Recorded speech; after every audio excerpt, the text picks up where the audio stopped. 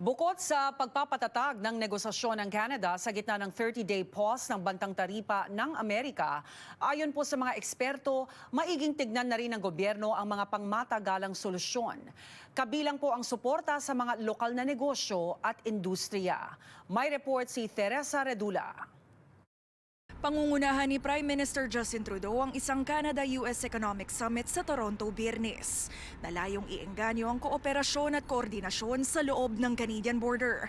At sa panayam ni International Trade Minister sa Breakfast Television Miyerkules, sinabi niyang mahalagang palawakin ng Canada ang partnerships sa ibang bansa. Canada's trade infrastructure is really robust. We have access to over 65% of the world's economy. I would say to Canadian businesses, if you're currently buying one way, if you are looking to import, a part or whatever it is that you need for your business, might you be able to do it from some other part of the world where Canada has a trade agreement? From Europe? From the Asia Pacific. Sa mga darating na linggo, pangungunahan niya raw ang mga misyon sa Australia, Singapore at Brunei para palawakin ang trade portfolio ng Canada, kasabay ng posibleng cross-border trade war, isang hakbang na para sa mga ekonomista, ikabubuti ng bansa. Marami po sa ating mga provinces sa Canada is heavily reliant sa kanilang pakikipagkalakalan with the United States. So ang ibig sabihin po nito is very vulnerable sila kapag may mga ganitong klaseng polisiya ang Estados Unidos.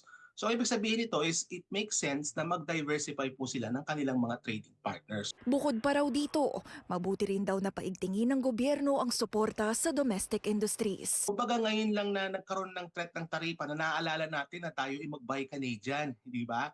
Dapat dyan, hindi lang yung kung merong taripa na bibigyan natin ng priority ang ating domestic industry. Dapat ang ginagawa ng gobyerno dyan, mas paigtingin pa ang suporta sa ating mga local producers and local manufacturers. Isinagawa rin ni Trudeau ang isang virtual meeting kasama ang provincial leaders at tinalakay ang pagtanggal ng mga balakid para maibenta ang mga produkto ng probinsya sa ibang bahagi ng bansa. Whether it's that or credential recognition or other opportunities, I think there's a real buy-in right now, including from the federal government, to make some progress here. Sa pansamantalang 30-day tariff break, mabuting gamitin daw ang panahong ito para palakasin ng Canada ang negosasyon nang hindi sumipa ang ipapataw na 25% tariff ng Amerika sa Canadian goods ayon sa mga ekonomista.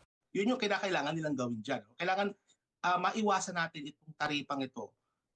Na kasi nga marami ang at stake, malaki ang magiging epekto nito sa ating ekonomiya. Kung hindi tayo makakakuha ng exemption within the 30 days na nagkaroon ng pause, pwede natin gawin yung balak ng gawin ng gobyerno, which is yung retaliation, yung tinatawag na retaliatory tariffs. Plano ng Prime Minister at ng mga Premier na magpulong muli sa loob ng 2 linggo para manindigan sa mga Canadian consumers, jobs at businesses at talakayin ang aksyon ng Canada sa Amerika.